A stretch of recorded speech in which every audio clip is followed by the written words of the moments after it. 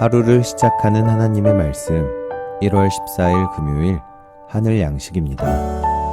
오늘 성경 말씀은 요한복음 3장 16절에서 21절 말씀 가운데 16절 말씀입니다. 하나님이 세상을 이처럼 사랑하사 독생자를 주셨으니 이는 그를 믿는 자마다 멸망하지 않고 영생을 얻게 하려 하심이라. 아멘. 오늘 말씀은 영생을 삽니다 라는 제목으로 덕정교회 문병아 목사님께서 집필하여 주셨습니다. 태어날 때부터 혈우병을 앓던 라이언 웨인 화이트는 치료 중 수혈 과정에서 에이즈에 감염됐습니다. 의료진의 부주의로 한순간에 인생 전체가 달라졌습니다. 다니던 중학교에서 퇴학을 당했고 가족까지 차별과 테러 위협에 시달려야 했습니다. 라이언은 남은 삶을 에이즈에 대한 사회인식을 바꾸는 일에 힘쓰기로 마음먹었습니다. 에이즈는 자신처럼 불의의 사고로도 감염될 수 있는 병이고 모든 사람이 환자들을 사랑의 마음으로 도와야 한다는 것을 강조했습니다. 그가 에이즈에 대한 올바른 인식을 상징하는 인물로 알려지면서 가수 마이클 잭슨과 엘튼 존, 로널드 레이건 전 대통령 등 유명 인사들이 찾아와 지지하며 함께해 주었습니다. 라이언이 죽기 전 아버지가 아들 손을 꼭 붙잡고 말했습니다. 아들아, 미안하다. 내게 해줄 수 있는 게 없구나. 아빠가 더 이상 아무것도 줄 수 없음을 용서해다오. 라이언은 미소를 지으며 말했습니다.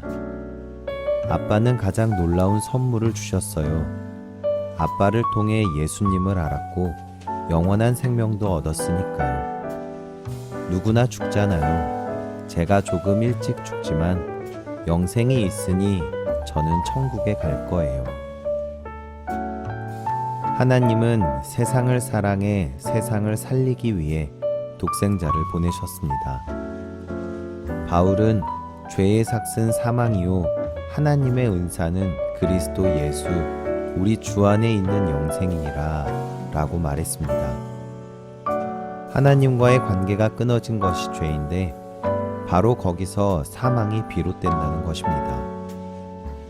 끊어진 관계를 회복하기 위해 하나님이 아들을 보내셨습니다. 따라서 심판은 죽어서 받는 것이 아니라 하나님이 오셨음에도 믿지 않으므로 이미 심판을 받은 것입니다. 영생은 곧 유일하신 참 하나님과 그가 보내신 자 예수 그리스도를 아는 것입니다. 그래서 하나님의 아들이 구세주임을 믿는 사람은 죽음을 사는 것이 아니라 영생을 사는 것입니다. 신앙인의 힘은 아무리 절망적인 상황일지라도 예수를 통해 구원받은 사실과 영생을 살고 있음을 기억하는 것에서 나옵니다. 죽음의 언덕 너머에 있는 생명의 세상에 대한 소망이 있는 사람은 어떤 것도 두려워하지 않습니다. 오늘도 영생을 살기를 간절히 소망합니다. 여러분, 영생을 산다는 것은 어떤 의미일까요?